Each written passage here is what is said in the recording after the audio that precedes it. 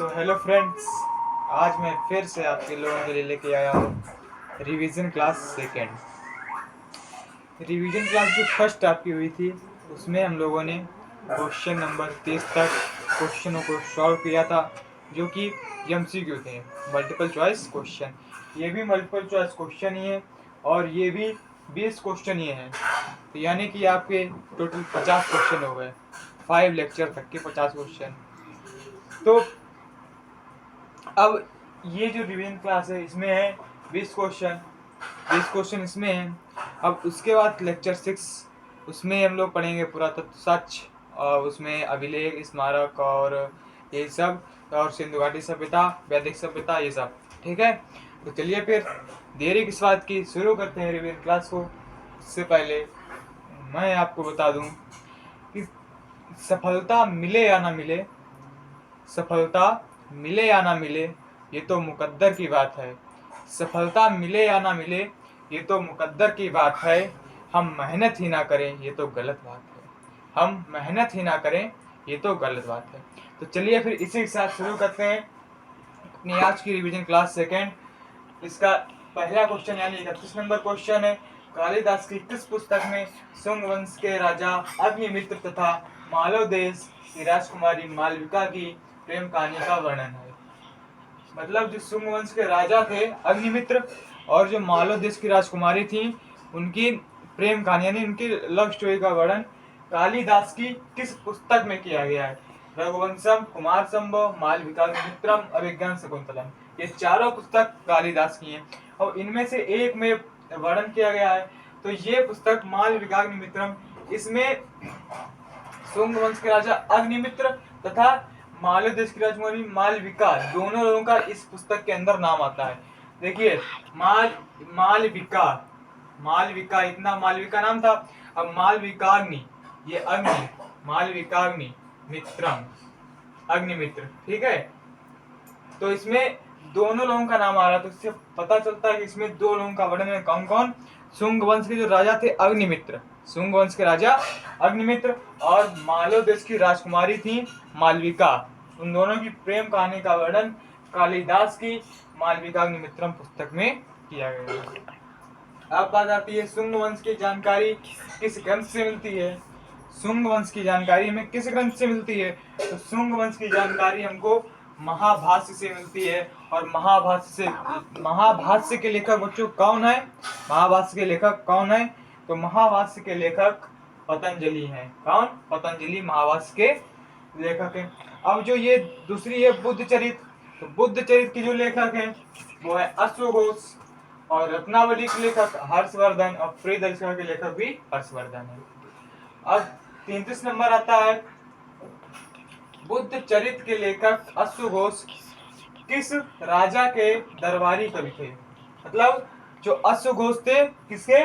बुद्ध चरित के लेखक अश्वघोष, वो किस राजा के दरबार के दरबारी कवि थे? मतलब जैसे होता है कि किसी कोई राजा होता है, उसका दरबार में एक कवि होता है, मतलब दरबारी कवि होता है। तो बुद्ध चरित के लेखक अश्वघोष किस राजा के दरबार के दरबारी कवि थे? तो ये जो अश्वघोष कनिष्क, जो कि कुषाण वंश का राजा था, किसका? कुषाण वंश का राजा था, कनिष्क के दरबार के दरबारी कवि थे। अब 34 नंबर है प्रियदर्शिका। तो प्रियदर्शिका के लेखक, प्रियदर्शिका के लेखक ऊपर बताया था मैंने, ये प्रियदर्शिका, रत्नावली, इन दोनों के लेखक हर्षवर्धन है। तो प्रियदर्शिका के लेखक हर्षवर्धन। बाणभट्ट की पुस्तक कौन सी है? बाणभट्ट की पुस्तक कौन सी है? इनकी पुस्तक है कादम्बरी। हेमचंद्र की कौन सी पुस्तक है? हेमचंद्र की है कुमार बाल चरित। और बिल्हड़ की कौन सी है? बिल्हड़ की कौन सी है? विक्रमांक देव चरित। कौन सी है? विक्रमांक देव चरित। अब कादम्बरी के लेखक, वही क्वेश्चन आ गया, कादम्बरी के लेखक कौन है? अभी ऊपर ही बताया था मैंने कादम्बरी के लेखक कौन है। तो कादम्बरी के लेखक हैं, कादम्बरी के लेखक कौन है? बाणभट्ट। ठीक है, अब कश्मीर का इतिहास किस पुस्तक में है? कश्मीर का इतिहास किस पुस्तक में मिलता है? तो राजतरंगिणी में मिलता है। विक्रमांक देवचरित के लेखक कौन है? विक्रमांक देवचरित के लेखक कौन है? ठीक है, तो विक्रमांक देवचरित लिखी थी बिल्लड़ ने। अब 37 हो गया। 38 बसंत विलास के लेखक कौन है? बसंत विलास के लेखक है बालचंद। तो पहला कालिदास की किस पुस्तक में सुंगवंश के राजा अग्निमित्र तथा मालव देश की राजकुमारी मालविका की लव स्टोरी का वर्णन है? मालविकाग्निमित्रम। सुंगवंश की जानकारी किस ग्रंथ से मिलती है? महाभारत से। बुद्ध के लेखक अश्वघोष किस राजा के दरबार के दरबारी कवि थे? कनिष्क कुषाण वंश का राजा था। प्रियदर्शिका के लेखक हर्षवर्धन। कादम्बरी के लेखक कौन है? बाणभट्ट। कश्मीर का इतिहास किस पुस्तक में है? राजतरंगिणी में मिलता है। विक्रमांक देवचरित के लेखक कौन है? बिल्लड़। और बसंत विलास के लेखक कौन है? बालचंद। जल्दी से स्क्रीनशॉट ले लीजिए इसका।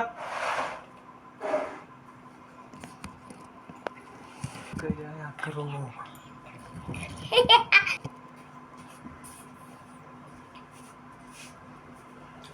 ले लिया स्क्रीनशॉट। अब आता है 39 नंबर। कुमार पाल चरित्र के लेखक कौन है?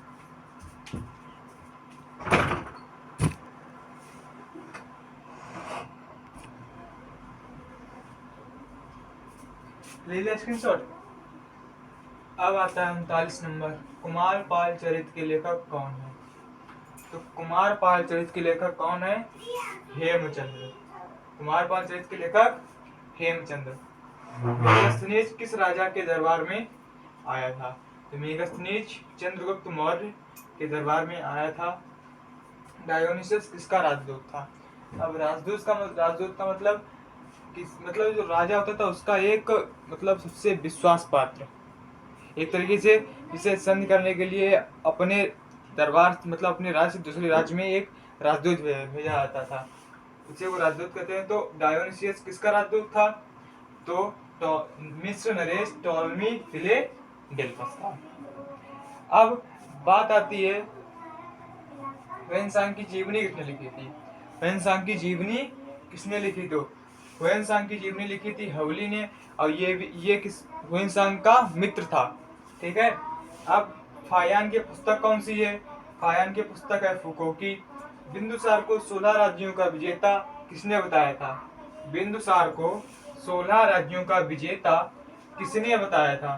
तो तारानाथ ने बिंदुसार को 16 राज्यों का विजेता बताया था। रियला यात्रा वृत्तांत किसने लिखा? रियला यात्रा वृत्तांत किसने लिखा? इब्न बतूता ने लिखा था। किसने लिखा था? Ibn Battuta.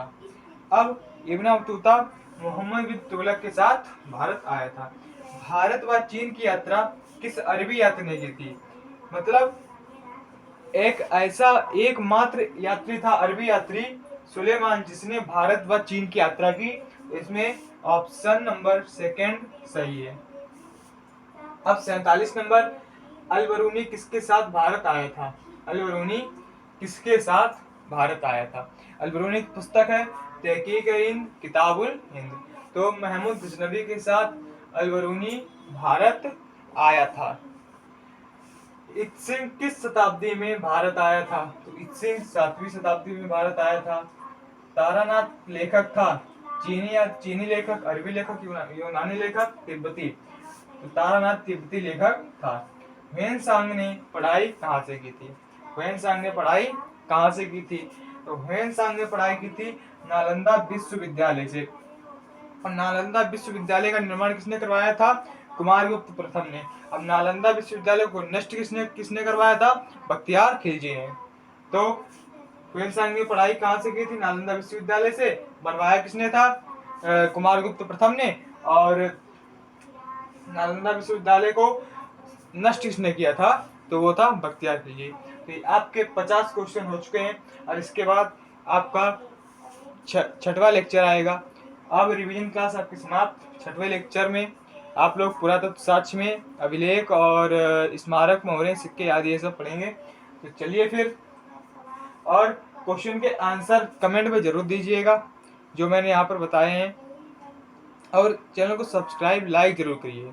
कमेंट तो सबसे ज़्यादा जरूरी है क्योंकि उससे ये पता चलता है कि आप लोग कितना वीडियो देख रहे हैं और मतलब समझ में आ रहा है कि नहीं, ये जरूर बताया करिए। ठीक है। धन्यवाद।